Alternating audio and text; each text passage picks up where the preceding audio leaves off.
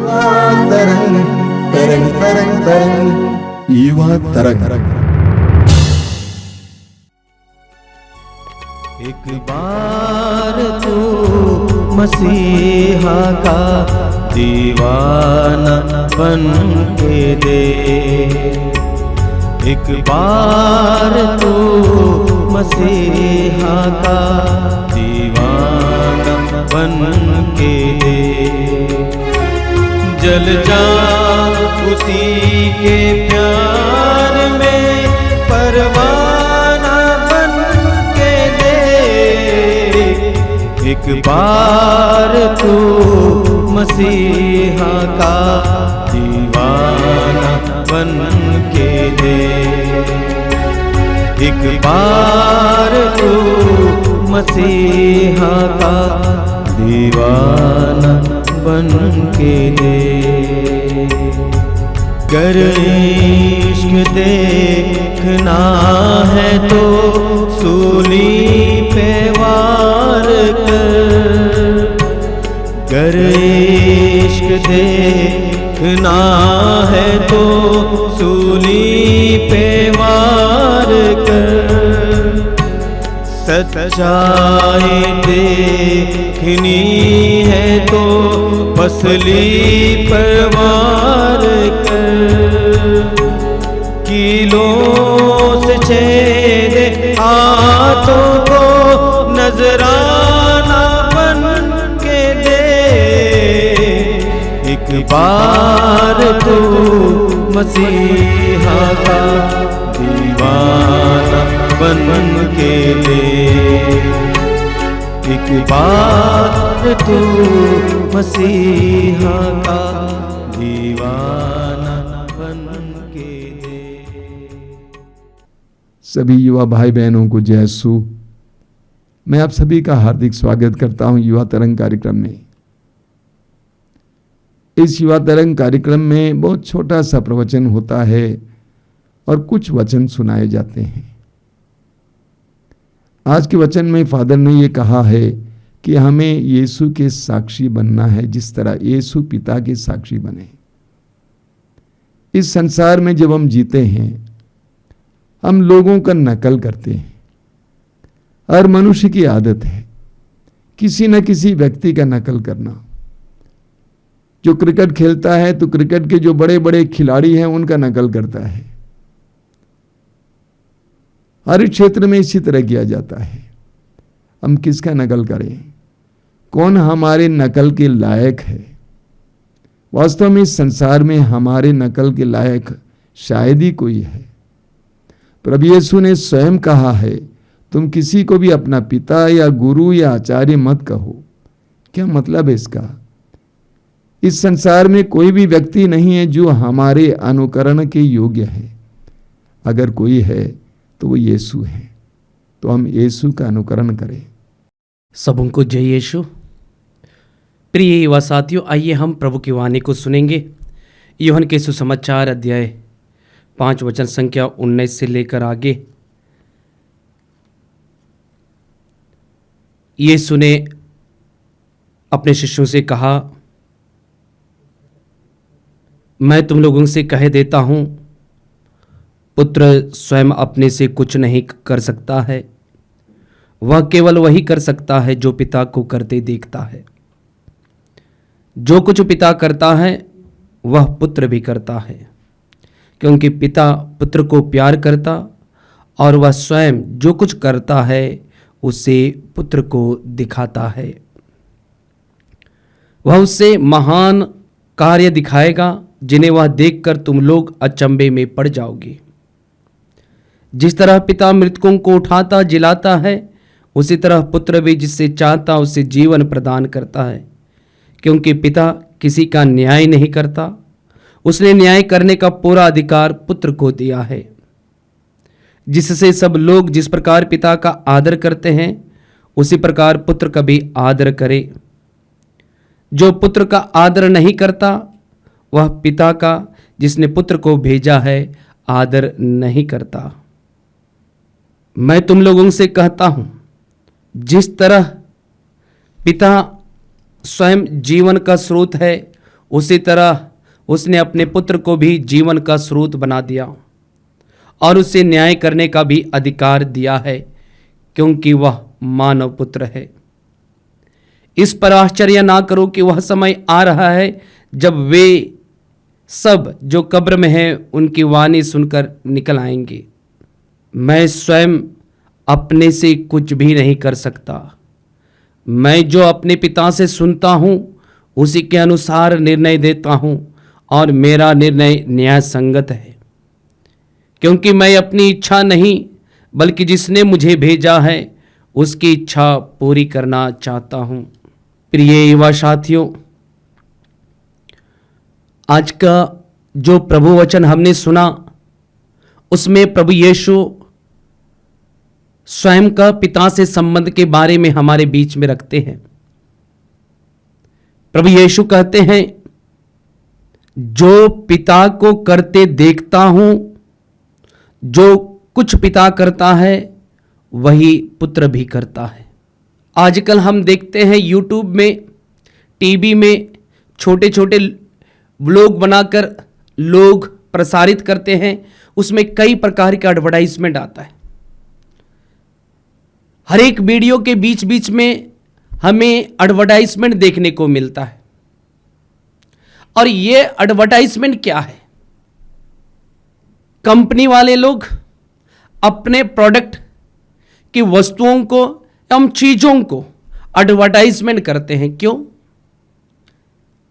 जिससे कि लोगों को पता चले कि वो वस्तुएं कहां मिल रही है, उस वस्तुओं के गुणवत्ता को वे प्रकट करते हैं। एक उदाहरण स्वरूप, यदि कोई ऑनर नए स्कूल खोलता है या नए दुकान खोलता है तो वह उसका प्रचार प्रसार करता है। कैसा प्रचार प्रसार करता है? वह बैनर के द्वारा उसका विज्ञापन देता है और कभी कभी घूम घूम कर अपने विद्यालय के बारे में या अपने दुकान के बारे में लोगों को बताते हैं, जिससे कि लोगों को उसके बारे में जानकारी मिलती है। और यहां तक कि हमें यह भी पता चलता है कि यदि नए विद्यालय खुला है तो उस विद्यालय में क्या क्या सुविधाएं हैं, उन सुविधाओं के बारे में लोगों को प्रचार प्रसार करके विज्ञापन के द्वारा और कई अलग अलग तकनीकें अपनाकर उसका सूचना लोगों को देते हैं। कुछ इसी प्रकार की बातें आज के सुसमाचार में प्रभु यीशु हमसे कहते हैं। हर मनुष्य अपने परिवार का एडवर्टाइजमेंट करता है।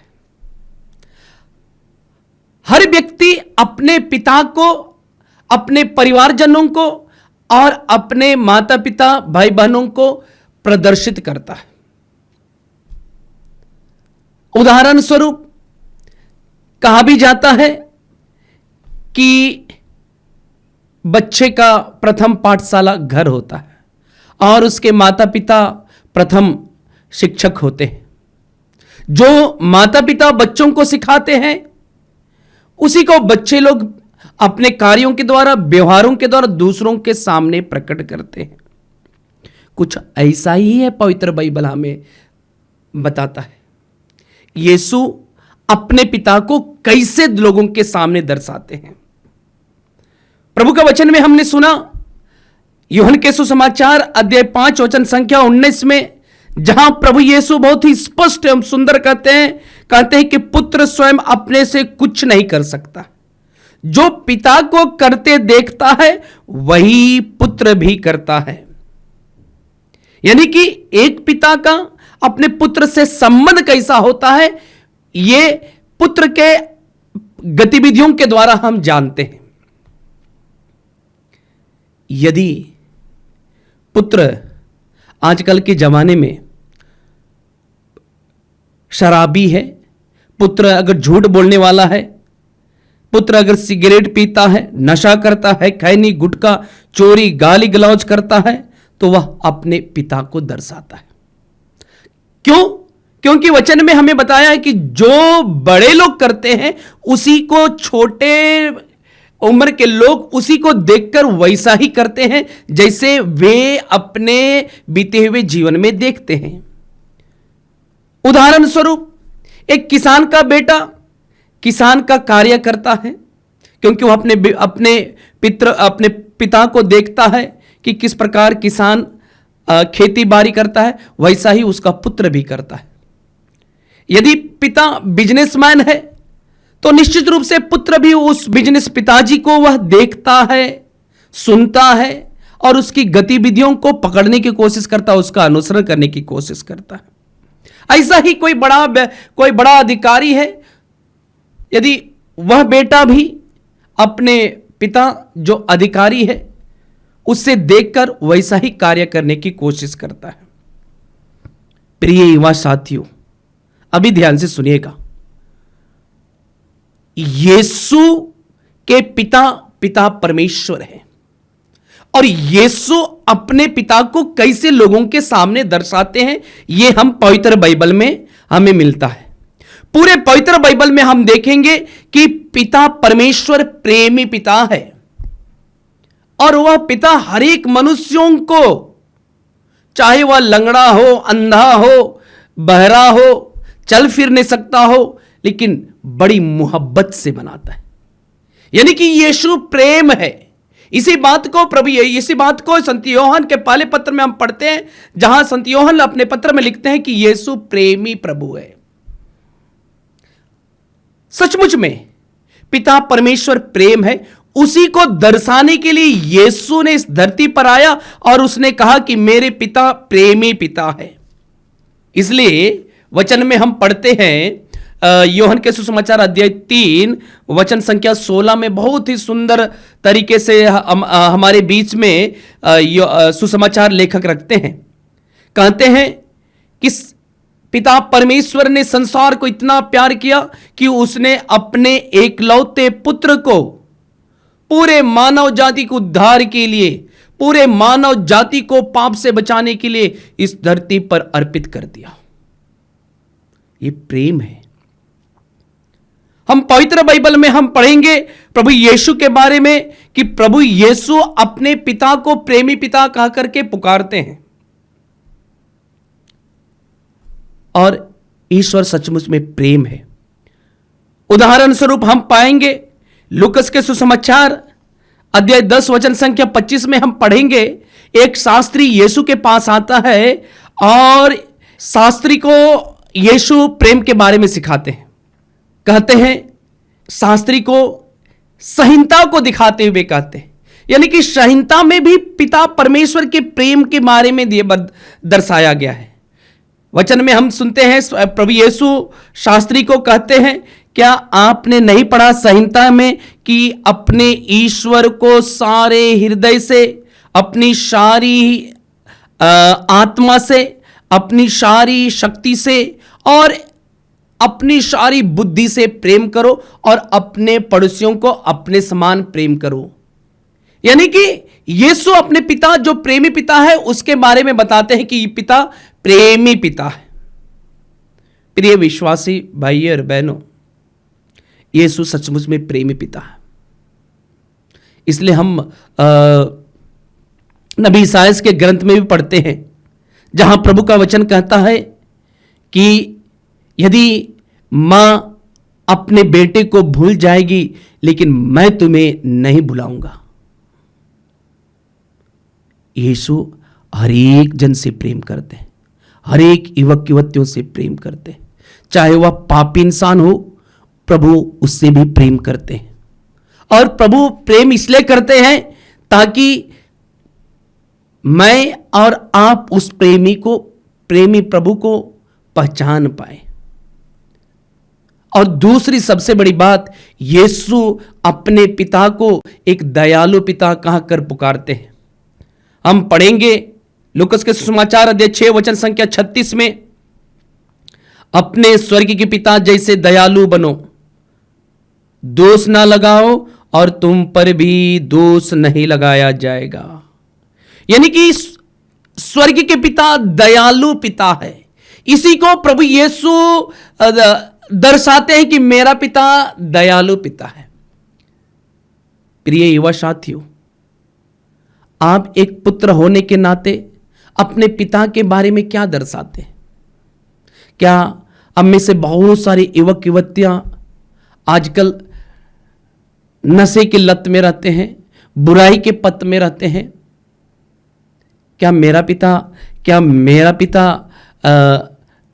शराबी थे?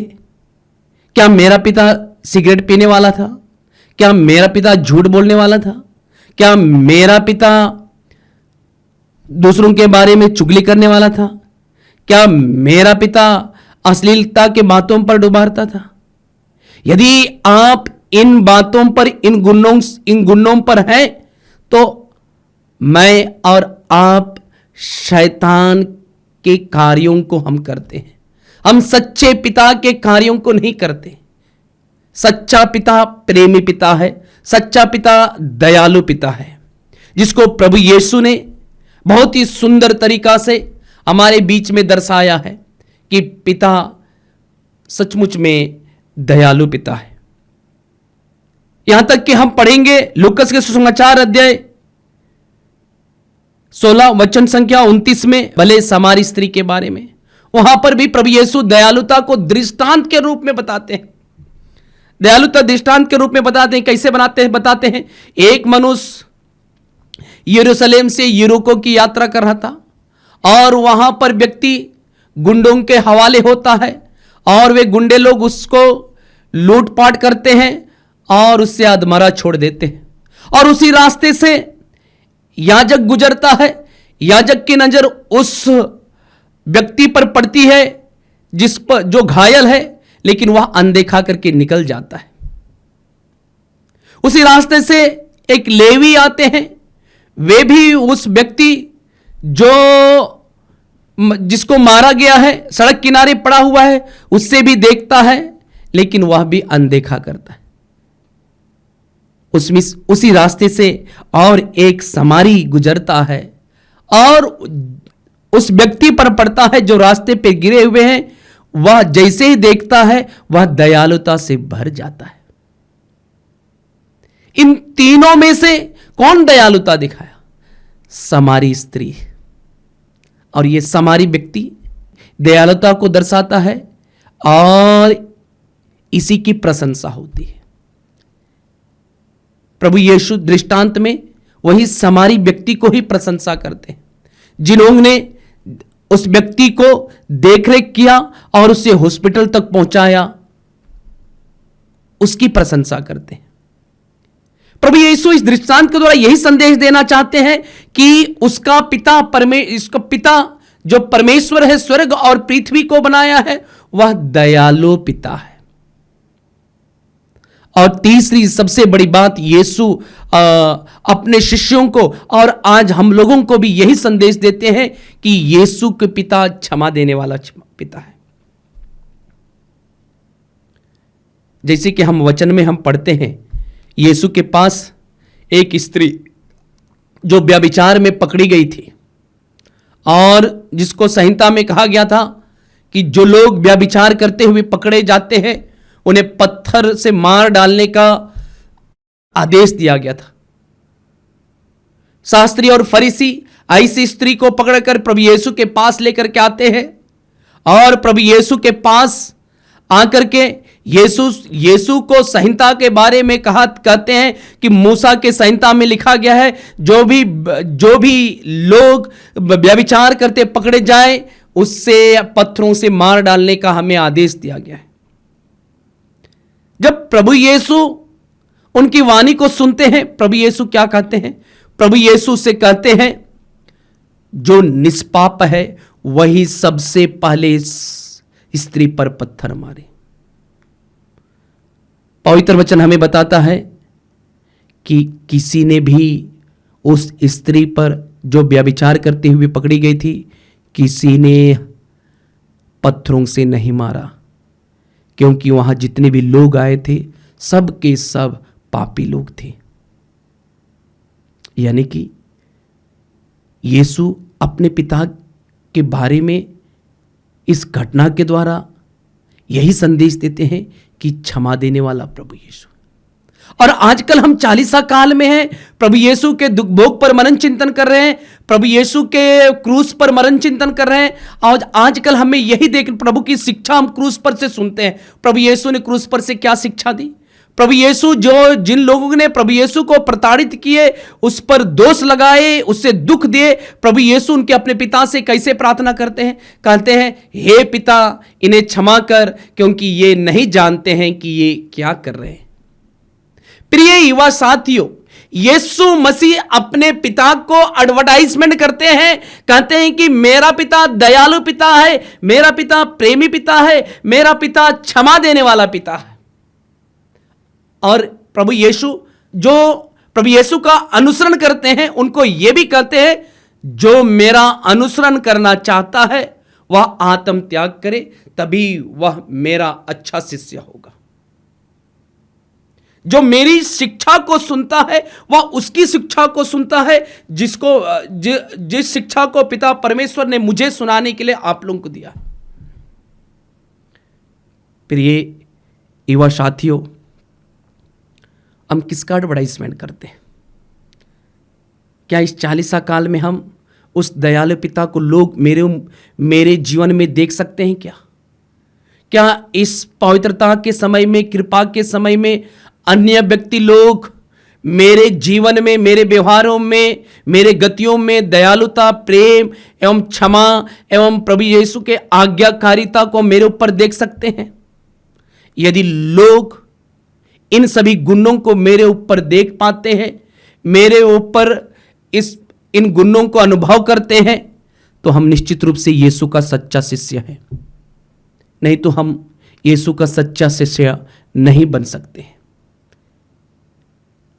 और यीशु हमें अपना शिष्य बनने के लिए यही कहते हैं, तुम मेरी शिक्षा पर बने रहो।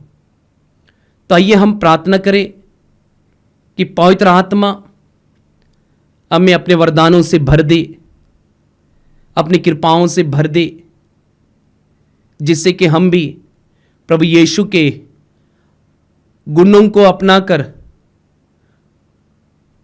पिता परमेश्वर के प्रेम को दूसरों तक पहुंचाने में सक्षम हो, पिता परमेश्वर की दयालुता को अपनाकर दूसरों को दयालुता दिखा सके, पिता परमेश्वर की क्षमा को अपनाकर दूसरों को हम क्षमा दे सके। और प्रभु का दर्शन पाना है तो निश्चित रूप से हमें इस चालीसा काल में जो लोग के पास कपड़ा नहीं है, उन्हें कपड़ा पहनाकर ही हम प्रभु का दर्शन कर सकते हैं। जो लोग बीमार हैं, उन लोगों से मुलाकात करके हम ईश्वर के दर्शन कर सकते हैं। जो लोग भूखे हैं, प्यासे हैं, उन भूखों को भोजन खिलाकर, प्यासों को पानी पिलाकर ही हम ईश्वर को दर्शन कर सकते हैं। और दूसरा उपाय नहीं है ईश्वर को दर्शन करने का। तो आइए हम थोड़ी देर अपनी आंखें बंद करें और प्रभु से प्रार्थना करें, हे पिता, हम सब पर दया कीजिए, जिससे कि हम भी स्वर्ग तेरे समान दयालु बन सके।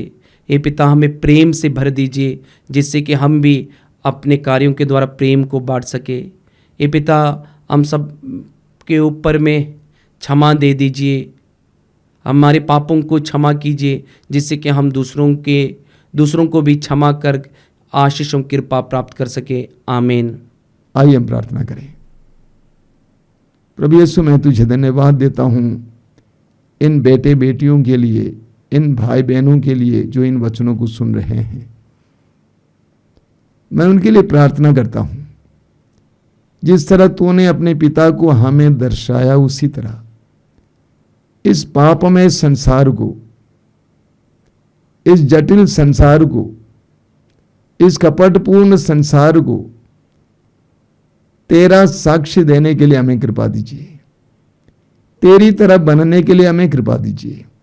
प्रभु यीशु, विशेष करके मैं इन छोटे बेटे बेटियों के लिए प्रार्थना करता हूं। वे अपने प्रतिदिन के जीवन में कितने ही मित्रों के साथ उठते बैठते हैं, उन सबके लिए भले ही उदाहरण बनने के लिए उन्हें कृपा दीजिए। उनके उदाहरण को देखकर उन मित्रों की जिंदगियां बदल जाएं। सर्वशक्तिमान परमेश्वर पिता, पुत्र और पवित्र आत्मा आप लोगों को आशीर्वाद प्रदान करें। आमीन। कितनी पड़े मुसीबतें सर पे उठाए चल, कितनी पड़े मुसीबतें सर पे उठाए चल, इल्जाम को आए तो आए कोई सितम, दीदार देखना है तो सब कुछ लुटा के चल, एक बार तो मसीहा का दीवाना बन के दे, एक बार तो मसीहा का दीवाना बन के दे, जल जा उसी के प्यार में परवाना बन के दे, एक बार तो मसीहा का दीवाना बन के दे, एक बार तो मसीहा का दीवाना बन के दे।